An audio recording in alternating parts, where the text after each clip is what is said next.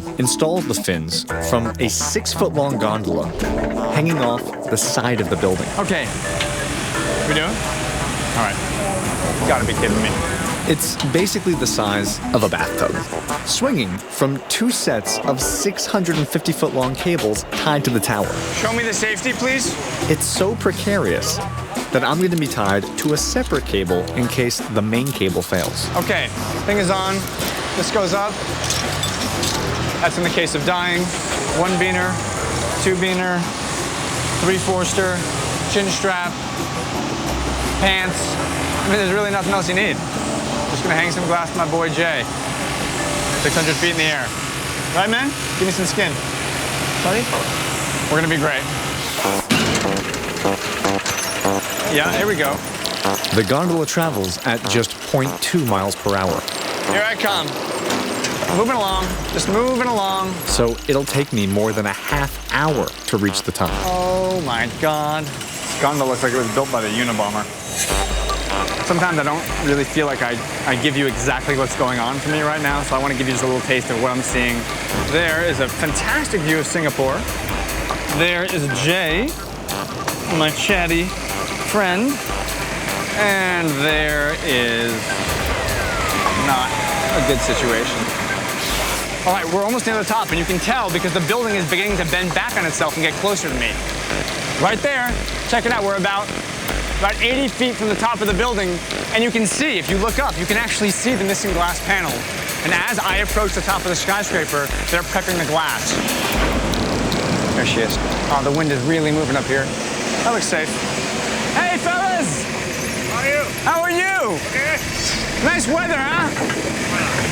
Okay, this is something you don't see every day. I'm outside a skyscraper, and right here, right now, I am touching the top of the building.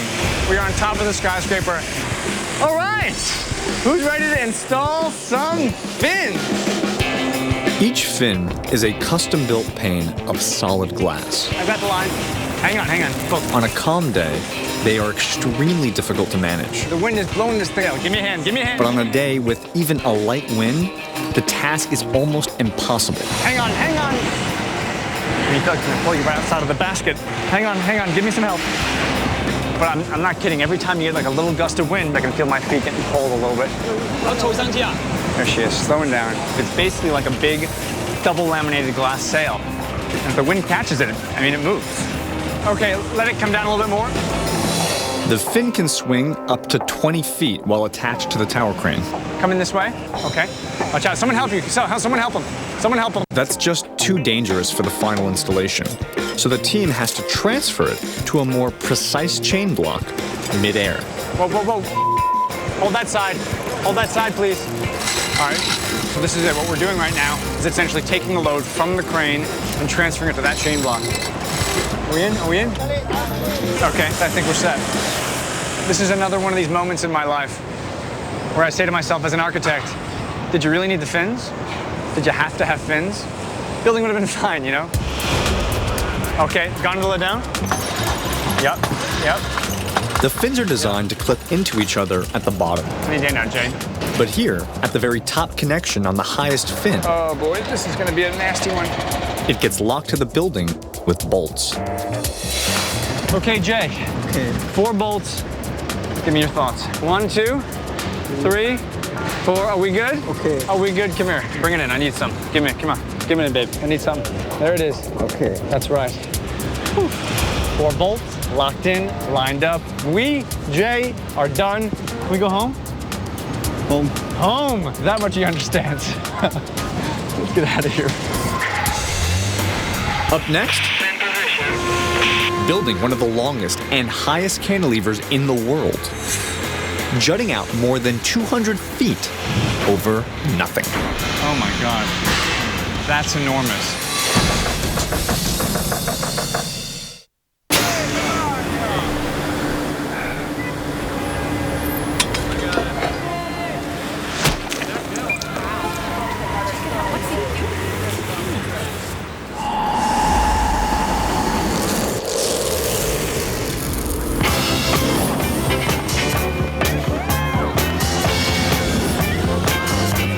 At the end of a long, hot day, catch the silver Silver Bullet. Frost-brewed Coors Light, the world's most refreshing beer. Investors are demanding more for their money. Good. This time, I'm watching fees like a hawk. I hate hidden fees. Why should I have to pay for something that I shouldn't have to pay for? TD Ameritrade's pricing is clear and it's straightforward. Yeah, it's spelled out up front. No hidden fees. No bait and switch. No gotchas. And there's one flat rate for online equity trades. For big accounts Or small ones. That's the way it ought to be. Time for fresh thinking. Time for TD Ameritrade.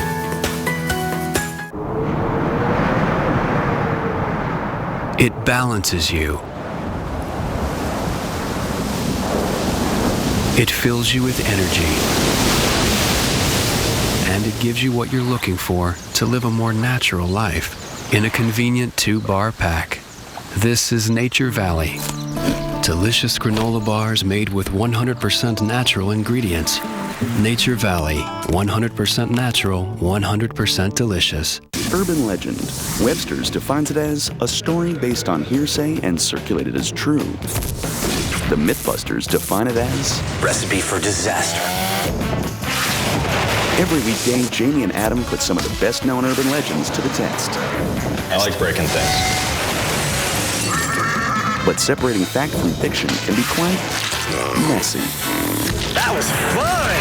Mythbusters, weekdays at 4 on Science Channel. We'll go forever without knowing where she is. The stories are hard to imagine.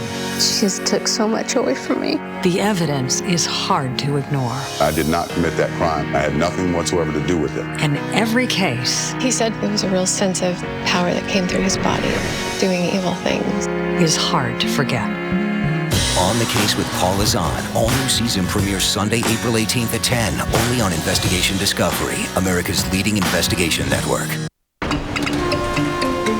Singapore's new Sky Park is the first of its kind. A steel structure longer than an aircraft carrier, on top of 3 skyscrapers taller than the Seattle Space Needle.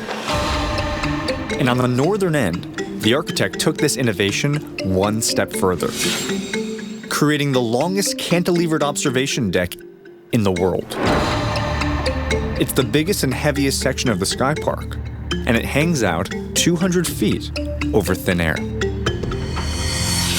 When it's done, the Sky Park is going to look to the eye like one 1,100-foot-long continuous element. But the reality is, it's actually made up of 2 very different structural conditions. Bridges on the one hand, and something called a cantilever on the other. Spanning between towers 1 and 2 and towers 2 and 3 are 2 bridges, basically acting like tabletops. The force goes from the bridge, transfers into the towers, and down something called shear walls into the foundation. Now, the cantilever is a different story. A cantilever, by definition, is a load supported on only one side. So what you have here is a 218-foot-long span, almost like a diving board, perched out over nothing. Intuitively, that load wants to just twist off the building.